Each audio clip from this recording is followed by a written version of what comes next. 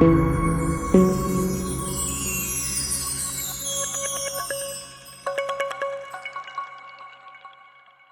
France ne part pas, c'est l'AES, leur cible.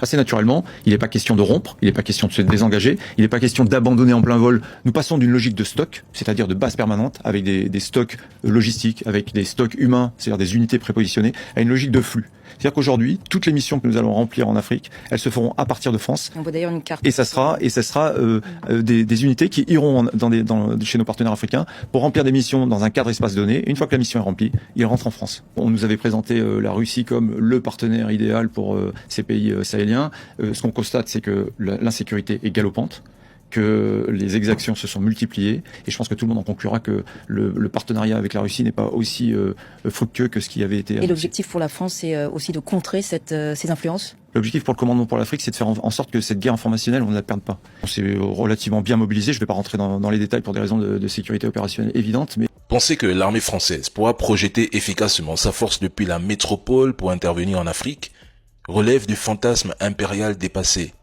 L'Afrique n'est plus le terrain de jeu de Paris. Les distances sont immenses, les bases locales perdues, les couloirs logistiques fragiles, voire bloqués, et surtout, la fenêtre politique d'intervention est fermée. Tout mouvement militaire français dans la région sera vu comme une provocation, un acte hostile, pas une mission de stabilisation. Ce que le général français ne dit pas, c'est que la France est en sous-effectif, en sous-budget et en sous-munitions, et n'a ni la capacité de projection, ni les stocks nécessaires pour une guerre longue à l'étranger. Cette doctrine de flux est le vernis élégant d'un désengagement imposé par l'échec politique, diplomatique et militaire. Malheureusement, certains régimes africains font semblant de chasser la France, mais la laissent revenir par la fenêtre. La France ne contrôlera plus les territoires comme avant, c'est clair, mais elle parasitera certains États faibles ou corrompus pour continuer ses opérations clandestines. La France sait qu'elle ne peut plus dominer frontalement. Alors elle s'adapte, se camoufle, se divise, se privatise. Elle ne part pas, elle change de peau. On passe du soldat au trône, de la base à la formation, du colonel au conseiller. La France reste en réseau, en influence. La colonisation d'hier était visible. Celle de demain est algorithmique, silencieuse et insidieuse. Et oui, leur départ du Sénégal, ça pique, hein? De ces pays dans les années 1960. Alors pourquoi on part de ces pays, hein? La réalité, c'est que ces pays ne veulent plus de nous.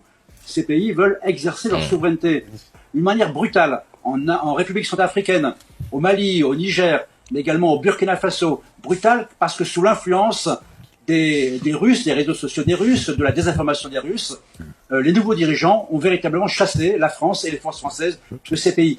Alors tout ça, évidemment, c'est une perte d'influence de la France en Afrique au profit de pays qui sont des vrais prédateurs, comme la Russie, comme la Chine, comme la Turquie, et qui sont surtout intéressés pour piller les richesses de l'Afrique.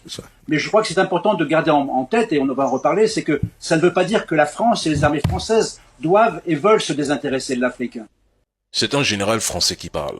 Un coup, il reconnaît que la France est chassée parce que les peuples veulent leur souveraineté. D'accord.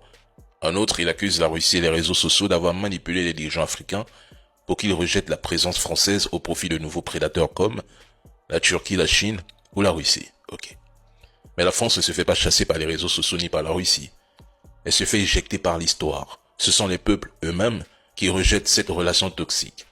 Ce n'est pas Moscou, Ankara ou Pékin qui vous expulsent. Ce sont des Africains debout. Vous appelez prédateurs ceux qui proposent des routes, des infrastructures, de l'énergie, de l'armement, sans donner d'ordre. Quant à la propagande, ils osent quand même parler de celle des autres, alors qu'ils ont bâti tout un empire sur le mensonge, les valeurs et les manuels d'histoire falsifiés.